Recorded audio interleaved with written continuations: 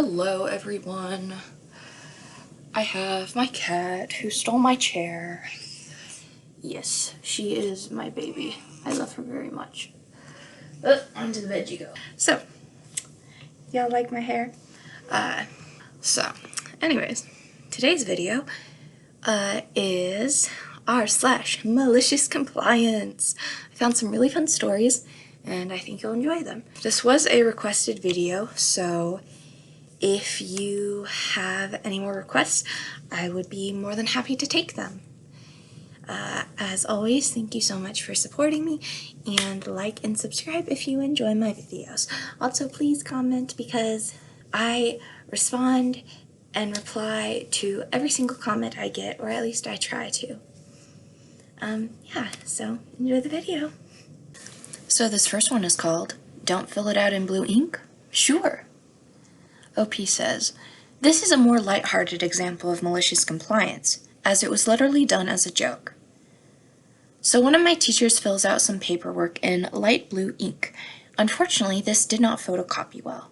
The vice principal gave her the copy back with a sticky note saying, 'Please do not use blue ink. This is what happens when we photocopy it.' I notice a yellow pen on the desk and say, 'Hey, use that,' and she thinks it would be quite funny. So she fills it out in yellow ink, then writes a note saying, 'I didn't use blue ink,' and a smiley face. The vice principal laughs at it." This is a really cute example of malicious compliance. Like it said in the beginning, it's a lighthearted one. This is definitely something I would have done as a student. I'm surprised the teacher actually had a sense of humor and went along with it. I think that's really sweet, and I'm surprised the teacher didn't get in trouble with the vice principal, because there are some very strict principals who do not take crap from anyone. So yeah.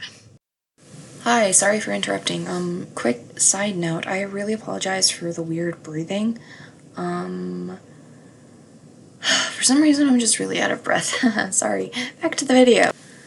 This next one is called "Keep It Red." Short and sweet, and probably not as cool as most ones on here, but everyone involved thought it was hilarious. I was playing Uno the other night with my wife and brother.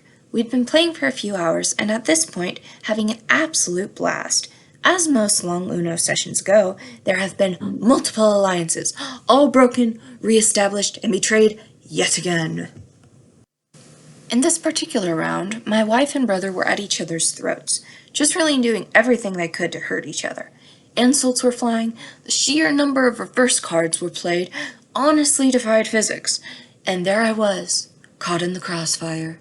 Two superpowers at war, and I'm the third world country caught in the middle. Then, the fateful moment happens. She slaps down a red 4 and triumphantly announces, "Uno!" My brother seethed. He could not allow her to win. It's my turn, and he looks at me and says, "Keep it red." Now see, here's the problem. Before my wife Uno'd, I'd been sitting on 2 skip cards for a while, and I was itching to play them.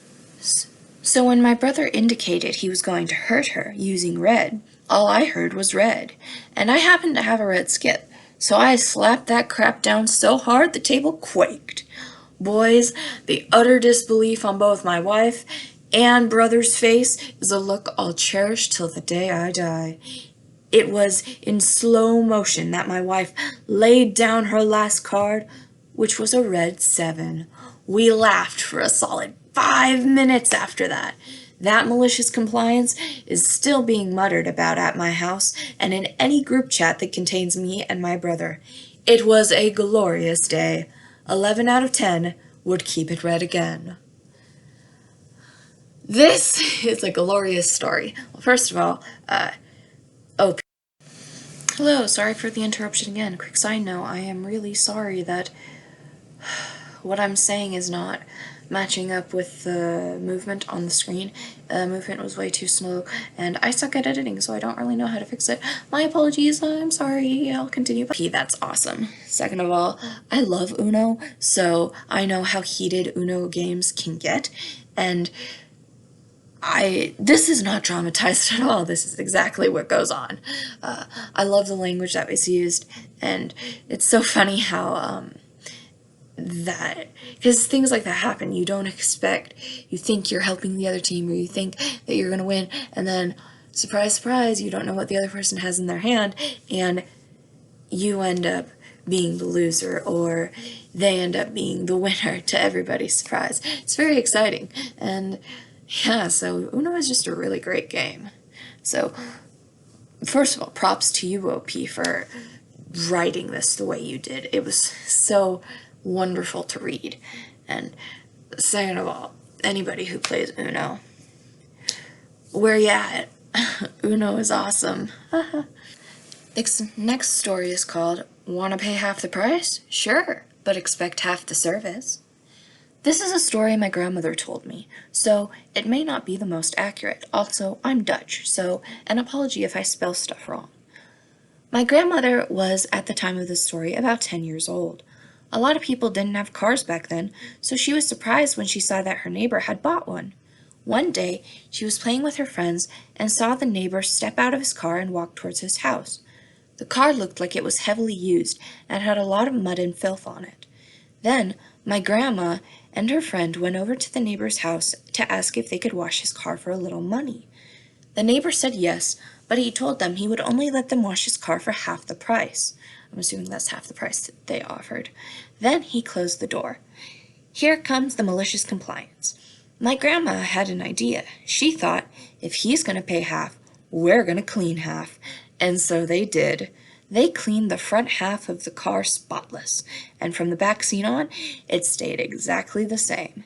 They went to the neighbor's house and knocked on his door. He opened the door, looked at his car, looked at the children, looked at the car again, and had a look on his face that my grandma could only describe as unamused. At last, he gave them the other half of the money and got the rest of his car cleaned. Well, first of all, OP, there were no spelling errors in this, so you did an amazing job. Second of all, this is great, and this is the type of kid stuff that I used to do. Honestly, kids can be a little bratty sometimes, but this is hilarious and this is great. I really appreciate this. I think it's very cute, and I love how the neighbor's face was described as unamused. That's great. So yeah, it's a really good story. Alright friends, well, that is it.